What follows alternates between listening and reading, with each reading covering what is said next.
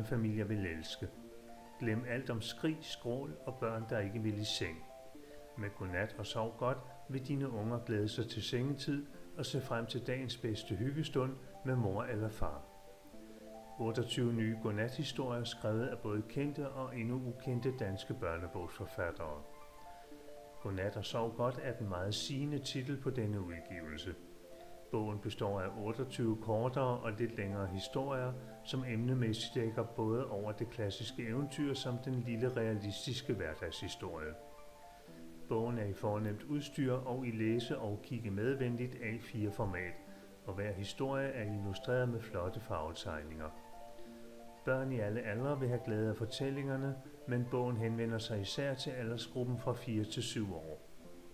Bagerst i bogen er en kort beskrivelse af bogens forfattere og en angivelse af, hvor lang tid det tager at læse de enkelte historier op. Så kan børn og forældre hurtigt finde lige netop den historie, som de har tid og overskud til den pågældende dag. Bogen vil uden tvivl give rigtig mange familier den bedste afslutning på dagen. Godnat og sov godt. Redigeret af Jørgen Hartung Nielsen, forlaget Cadeau. 260 sider indbundet. Illustreret i farver af Poul E. Nielsen, 249 kroner.